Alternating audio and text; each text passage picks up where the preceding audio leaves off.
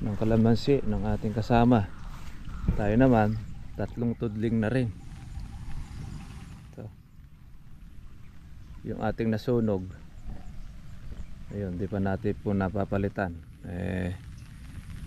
Paglipas na lang po mga katribya po ng ating pong bahana ito. Di pa natin alam kung yung tubig po ay kung lumiliit o lumalaki pa. Kaya wala pa po tayong idea. Pero sabi naman po ng mga taga Kabaratuan, kumakati na sa ibang lugar. Kaya lang pagka nagdiretso po muli ang pag-uulan, aakyat na naman po muli ang ating tubig tataas. Lubog po ang ilang parte po natin ng kalamansian. Dito pa lang naman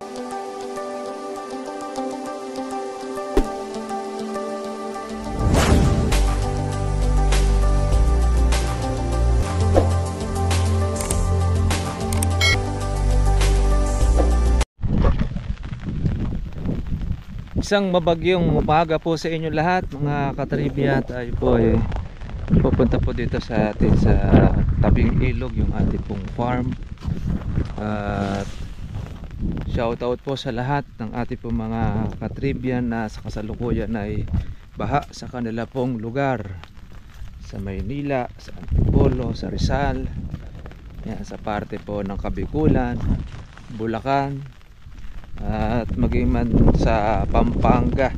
Napakalawak po noong bagyo mga katribya. Hindi lang po dyan, pati rin po dito sa amin sa Nueva Ecija, partikular dyan po sa Cabanatuan City sa Barangay Akpa. At gayon din mga katribya sa Gapan City. Yun naman pong ilog po sa amin sa iba't iba pong lugar ay halos ay puno na. Ngayon ay monitor lang po naman natin itong ating kalamansi sa tabing ilog kung inabot na po ng tubig. Nako. Tuloy-tuloy po mga katribya po yung ulan. Matapos po yung pag-aaraw nitong Agosto, itong pasok naman po ng Setyembre, naging maulan na at panahon po ng bagyo at si Enteng nga ang nakabasal.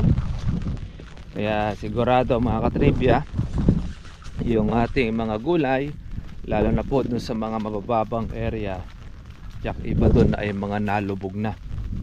Pero ganun pa man, yung bang dati-rate ay halos hindi na po mabili ang mga gulay.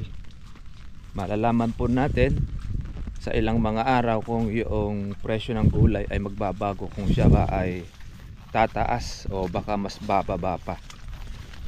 Kawawa po mga katribya po yung ating mga ka-farmers na talagang namuhunan po talaga ng malaki para po umani ng maganda. Kaya makaani naman sila ng maganda, bumaba naman po ang presyo ng gulay, gaya po ng talong 8 piso hanggang 10 piso kada kilo.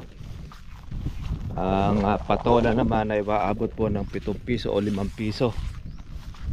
Kaya halos ipinamimigay na lamang mga katribya. Pero ang kalamansi naman natin medyo tumaas po doon sa amin sa bagsakan. Kuha po kahapon ay 6 hanggang 7 yung kada bag ng kalamansi. Kaya lang ngayon iba-iba ang kuha po ng mga buyer at ahente. May kumukuha ng 4, may kumukuha ng 500. Kasi ang Metro Manila ay hindi rin po passable yung ibang lugar, maging man po yung kanilang palengke. Kaya hindi rin po makabili yung ilan po doon yung mga buyer dyan po sa parte po namin sa Kabaratuan, sa bagsakan, mga gulay, dahil stranded.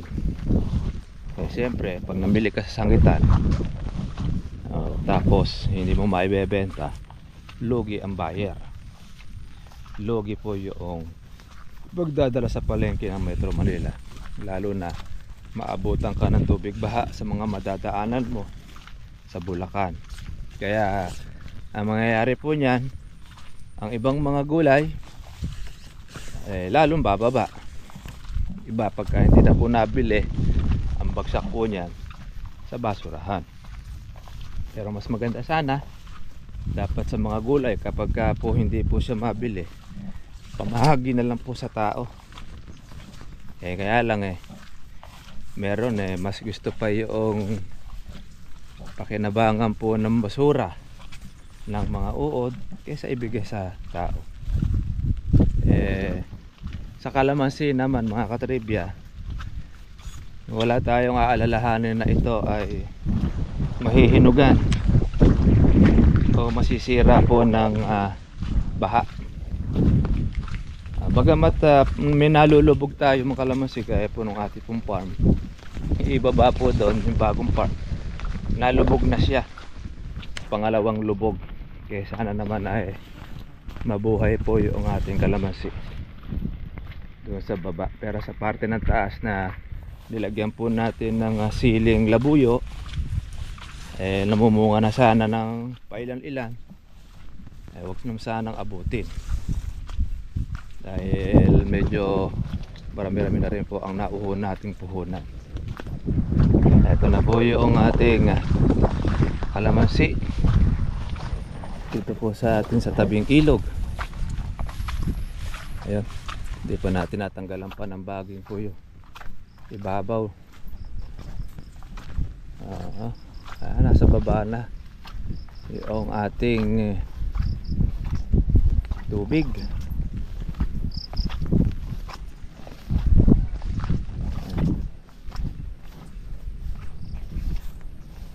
Dami pa naman po mga katribe po ng bunga ng ating kalamansi rito sa ibaba.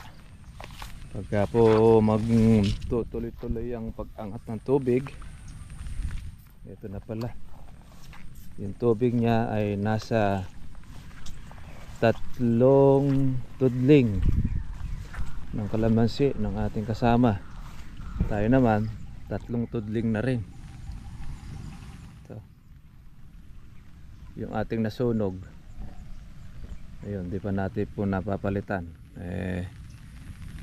Paglipas na lang po mga katribya po ng ating pong bahan na ito, di pa natin alam kung yung tubig po ay kung lumiliit o lumalaki pa. Kaya wala pa po tayong idea. Pero sabi naman po ng mga taga Kabaratuan, kumakati na sa ibang lugar. Kaya lang pagka nagdiretso po muli ang pag-uulan, aakyat na naman po muli ang ating tubig, tataas. Lubog po ang ilang parte po natin ng kalamansian dito pa lang naman. Kaya lang yung mga nasa ibaba po ng ilog na kalamansian ay tiyak na naabot na po yan ng baha. Kaya itong lugar na yan hindi po tinataniman ng may-ari po ng kalamansi dahil yun na nga po yung kanilang pinangangambahan. Pagka po bumaha, malubog po ang kalamansi, baka po mamatay. Kapag po kasi mga katibya po nagtagal po ang laki ng tubig, doon kumisa nadidisgrasya po yung ating mga bagong tanim o yung mga kahit ilang buwan na nakatanim, mamatay siya. Pero pagka kinabukasan din, uho pa ang tubig o iliit, makakasurvive po ang kalamansi natin. Ito, update natin. Delikado mga katribya kumisan ng paglusong po sa baha. Ang sakit na dulot na naibibigay po niya na yung ating natawag na leptospirosis. Dahil pa naman pong bulaklak po ng ating kalamansi, saka ng bunga. Ayan, so po yung aking chinelas ng aking anak. Ayan, nagbulaklakan na rin po yan. Dito po yung sa atin sa tabing ilog. Pwede na rin pong mapilit siya, natin pong mapitas. Kaya lang ay medyo maliliit pa rin. Sana naman ay wag na magtuloy-tuloy yung pagbuhos po ng ulan, para naman po doon sa iba natin mga ka-farmers po na mababa ang area, lalo't nilulubog na po yung kanilang mga bahay. Iba yung mga nasa second floor na, wag na magtuloy-tuloy yung pong pagbaha. Ayos na po yun yung ulan ni Enteng. Kaya meron pong mga nalubog po ng mga gulay, pati na rin po ang mga palay. Kaya kawawa po talaga ang mga magsasaka. Yung kalamansi naman mga katribya, kahit na yan po ay malubog, mabubuhay pa rin siya. Huwag lang siyang tatagal lang tubig.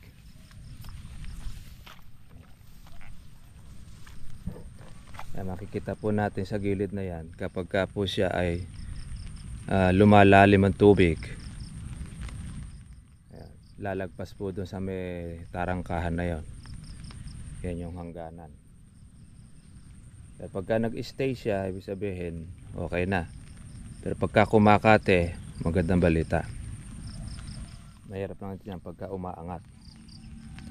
Ayan, yung may-ari naglinis dito, naghawan. Tinignan din yung kanyang kalamansi na inabot.